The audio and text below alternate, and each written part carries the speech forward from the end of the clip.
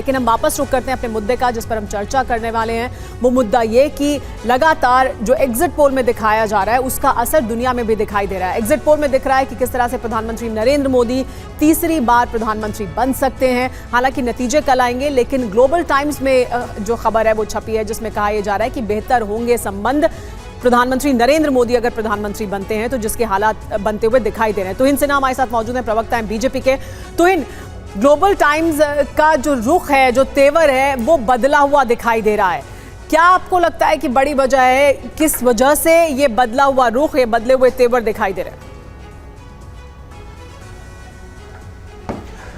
नमस्ते रुमाना जी। देखिए, पूरे विश्व का तेवर जो है अगले 2 दिन में बदलने वाला है, क्योंकि जिस सर्वसम्मति से सुमेरा जी, देखिए जिस सर्वसम्मति से ये सारे एग्जिट पोल जो है एक ओर इशारा कर रहे हैं, लगभग तकरीबन जो है एक रेंज के नंबर्स की ओर इशारा कर रहे हैं। अब किसी के मन में कोई संशय नहीं होना चाहिए कि ये एक भव्य मैंडेट होने वाला है और ये अगले जो है 2 टर्म का मैंडेट होने वाला है। क्योंकि कई बार कई जगह आप देख रही हैं, भौगोलिक तौर पर अगर आप देखें तो जो राज्य भाजपा के लिए इस वक्त खुल रहे हैं, दक्षिण के राज्य, पूर्व के राज्य, वो 2029 में जो है एक बहुत बड़ा गढ़ बनने वाले हैं भाजपा के। तो मेरे ख्याल से किसी के मन में कोई संशय नहीं होना चाहिए कि ये सबसे बड़ा और सबसे भव्य, सबसे अप्रत्याशित बहुमत होने वाला है। ग्लोबल टाइम्स ने भी अपना रुख बदल लिया, लेकिन दुख की बात यह है कि जो भारत का विपक्ष है वो जिस प्रकार की बहकी और खुराफाती बातें कर रहा है वो चिंता का विषय है। कल आपने देखा राहुल गांधी आकर बताते हैं कि 295 का जो सीट है वो शायद सिद्धू मूसेवाला के गीत से उनको प्रेरणा मिली है। कोई साइंटिफिक एविडेंस नहीं है कि 295 आएंगी उनके पास। तो किस प्रकार से ये लोग भ्रमित कर रहे हैं लोगों को। जयराम रमेश जो है कहते हैं कि 150 डीएम को माननीय गृह मंत्री जी ने खत लिखा, जब उनसे प्रमाण मांगा गया तो उनके पास प्रमाण नहीं है। तो ये जो विपक्ष का रुख है वो निश्चित तौर पर एक चिंता का विषय है आज। चलिए ठीक है, तो एक बार फिर से आपका हम रुख करेंगे, लेकिन इस बीच हमारे साथ कुछ और भी खास मेहमान जुड़ गए, उनसे भी आपका परिचय करा दे। मेजर जनरल संजय सोई सर इस वक्त हमारे साथ एज अ डिफेंस एक्सपर्ट, और वरिष्ठ पत्रकार हमारे साथ आरजू काजमी जी जुड़ी हुई हैं। पाकिस्तान से आपका बहुत बहुत स्वागत है। और इरशाद अहमद जो कि PMLN के नेता है, आपका भी बहुत बहुत स्वागत है इरशाद साहब। लेकिन इस बीच संजय सोई सर आपके पास में आता हूं। देखिए, अगर हम देखें पाकिस्तान और चीन की दोनों कितनी गहरी मित्रता है, दोस्ती, हम सब जानते हैं। एक तरफ चीन है जो कि प्रशंसा करता हुआ नजर आ रहा है, एक तरफ चीन है जो ये बोलता हुआ नजर आ रहा है कि एक बार फिर से अगर प्रधानमंत्री नरेंद्र मोदी को तीसरा टर्म मिलता है तो ये भारत के लिए और चीन और भारत दोनों के लिहाज से बहुत अच्छा होगा। लेकिन पाकिस्तान है कि वहां पर तौबा तौबा हो रही है। कैसे आप इसको देखेंगे? देखिए, ऐसा कि वाकई में ये सोच का फ़र्क पड़ जाता है। चीन एक बड़ा देश है, वो देख रहा है कि अगर एक स्टेबल गवर्नमेंट भारत में रहती है, एक अच्छी सरकार आती है, तो भारत का डेवलपमेंट होगा, भारत का इकोनॉमिक ग्रोथ होगी और दोनों के बीच में बिजनेस काफ़ी बढ़ेगा, दोनों के बीच में काम बढ़ेगा। और एक डिसीजन लेने वाली सरकार अगर भारत में आती है, क्योंकि जैसा हमने देखा है कि अभी मोदी सरकार के पिछले 2 टर्म हैं, इन्होंने काफ़ी फैसले लिए, बड़े बड़े फैसले लिए हैं, और ज़रूरत पड़े तो नेशनल हित को वो ये भी समझते हैं कि हम भारत के हित को सामने रखते हैं। चाहे हमारी रशिया से भी दोस्ती है, अमेरिका से भी दोस्ती है, यूरोप से भी दोस्ती है, और हमें कोई अफसोस वो रहेगा, हम खुल के तैयार हैं।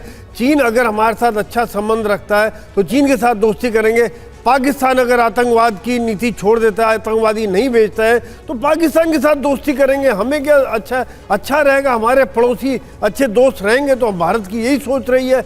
लेकिन यहाँ पर अफसोसजनक बात ये रहती है कि पाकिस्तान नहीं चाहता कि भारत में स्टेबल गवर्नमेंट रहे, ताकतवर सरकार रहे, क्योंकि वो चाह रहे कि ऐसी सरकार है जो क्या चर्चा हो रही है वो भी उसके बारे में भी बात कर लेते हैं। हमारे साथ आरजू भी जुड़ी हुई है, हमारे साथ शाद साहब भी जुड़े हुए हैं। आरजू, पाकिस्तान में हम देख रहे हैं कि लगातार जो उनकी सरकार ने, आपकी पाकिस्तान की सरकार ने अदालत में एक बयान दिया, उसके बाद एक तरह की चर्चा शुरू हो गई। उस पर मैं आऊंगी आपके पास, उससे पहले एक बड़ी खबर भी बता देते हैं। मोदी के तीसरे टर्म को लेकर चीन की भविष्यवाणी हमने आपको दिखाई, लेकिन अब आपको बताते हैं कि पाकिस्तान में कैसे घबराहट दिखाई दे रही है। दरअसल पाकिस्तान एग्जिट पोल के आंकड़ों को लेकर डरा हुआ दिखाई दे रहा है। दरअसल पाकिस्तान के वरिष्ठ पत्रकार हामिद मीर ने कुछ ऐसा कह दिया जिसे लेकर पूरे पाकिस्तान में चर्चाओं का दौर जारी है। तो देखिए, भारत में एग्जिट पोल के बाद पाकिस्तान में टेंशन कैसे हाई है, यह आप देखिए।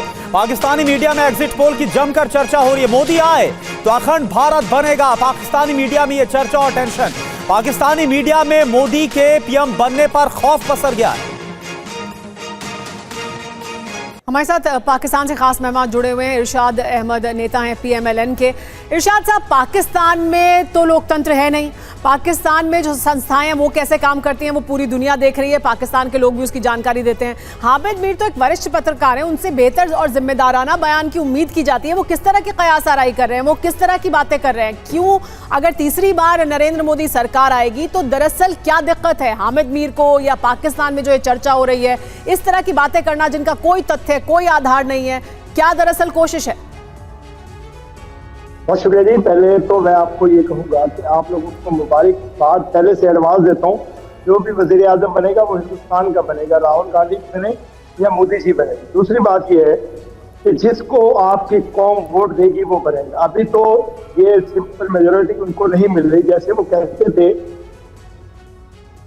अब के बाद 400 पार, ऐसा कुछ होने वाला नहीं है। उनको सिंपल मेजोरिटी नहीं मिलने वाली। जो कुछ वो करना चाहते थे खेती की बर्बादी, वो कर नहीं सकेंगे। जैसे कानून साजी करना चाहते थे अपनी मर्जी से, वो कर नहीं सकेंगे क्योंकि अपोजिशन मजबूत होगी, लोग उनको पकड़ेंगे। इरशाद साहब, मेरा सवाल आपसे ये नहीं है, भारत में तो जो होगा वो नतीजे कल सामने आ जाएंगे, वो दुनिया के सामने होगा।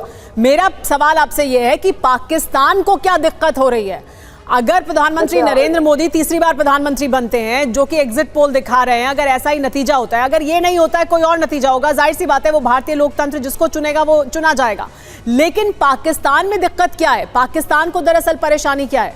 पाकिस्तान क्यों इस तरह का एक नैरेटिव खड़ा करना चाहता है?